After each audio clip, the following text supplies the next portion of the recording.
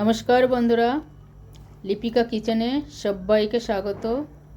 তো আজকে নতুন আর একটা রুই মাছের স্বাদিষ্ট রেসিপি নিয়ে এসেছি। তো এটাকে আমি কি করে তৈরি করছি সেটাই দেখাবো। তো আদা, রসুন ওর পেঁয়াজ, টমাটার এগুলো সব কেটে রেডি করে নিয়েছি। এখানে একটা পেস্ট তৈরি করব। হাফ চামচ ধনিয়া গুঁড়ো, হাফ চামচ জিরা গুঁড়ো, হাফ চামচ হলদি গুঁড়ো, হাফ চামচ লাল জারের গুঁড়ো আর হাফ চামচ লবণ দিয়ে একটা পেস্ট তৈরি করব।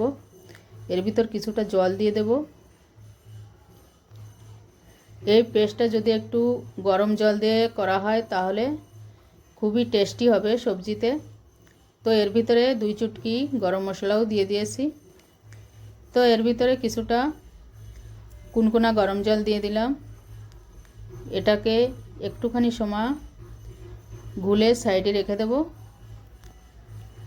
তো একটা ননস্টিক নিয়ে নিলাম, তার ভিতরে বড় 2 চামচ তেল দিয়ে দিয়েছি। এর ভিতরে কিছু বেসিক গরম মশলা নিয়ে নিলাম ফোড়নের জন্য। এটাকে হালকা ফ্রাই করব। তারপরে 4টে পেঁয়াজ কেটে রেখে দিয়েছিলাম সেটাই ছেড়ে দিলাম। তো এটাকেও আমি হাফ কুক করব। তারপরে আদা রসুন দিয়ে ওটাকেও হাফ কুক করব।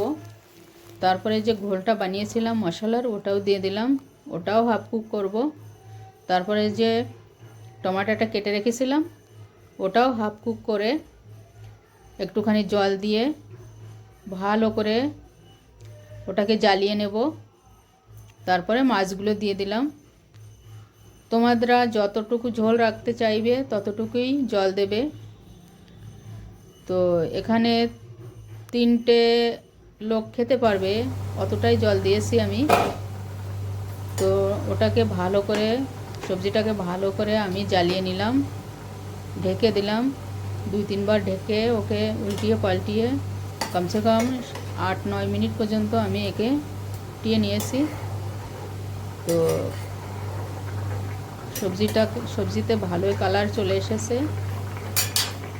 তো একে আমি আরও 2 মিনিট ঢেকে দেব, উল্টিয়ে পাল্টিয়ে ভালো করে ঝোলটাকে জ্বালিয়ে নেব, ফুটিয়ে নেব। তো এখানে রান্নাটা আমার প্রায় শেষের পথে। কত সুন্দর কালার এসেছে রান্নাতে, আর খুব গরম মশলার খুব সুন্দর একটা সেন্ট বেরোচ্ছে। তো এই রান্নাটা সাধারণত মধ্যপ্রদেশের দিকেই বেশি হয়, क्योंकि আমি এই জন্য জানি, क्योंकि আমি এইদিকেই মধ্যপ্রদেশের গোয়ালিয়রে থাকি, এই জন্যই এই জানকারিটা আমার আছে। তো আমার রান্নাটা কমপ্লিট হয়ে গেছে। আমি এর উপরে কিছু কাটা ধনিয়া ঢেলে দিয়ে রান্নাটা কমপ্লিট করলাম। তো এটার সঙ্গে আমি একটা যেটা খেতে আরও বেশি ভালো লাগবে সেটা ধনিয়ার চাটনি, সেটাও আমি সামনে দেখাবো। তো একদম পুরো থালিটাই আমি রেডি করেই দেখাবো। তো এখানে ধনিয়ার চাটনি কিভাবে করব সেটাই দেখাচ্ছি। কিছু ধনিয়ার পাতা কুচি কুচি করে কেটে নিয়েছি, কিছু রসুন দিয়ে দিলাম, রসুনের কোয়া, আর কিছু গোলমরিচ, আর 2 চুটকি মতো জিরা, আর একটা টমাটার দিয়ে দিলাম এর ভিতরে।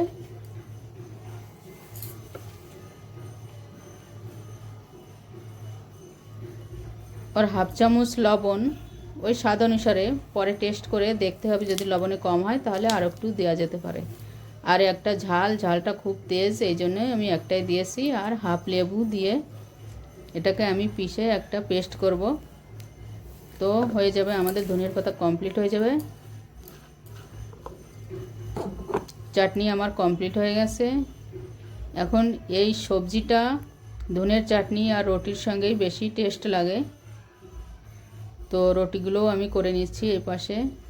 আমি আজকে পুরো কমপ্লিট থালি বানিয়ে দেখাচ্ছি। তো আমার রেসিপিটা কেমন লাগলো অবশ্যই একটা কমেন্ট করে জানাবে। তো আজকের রেসিপি এই পর্যন্ত। সবাই ভালো থাকো, সুস্থ থাকো। তো এই আমার কমপ্লিট থালি। Okay bye.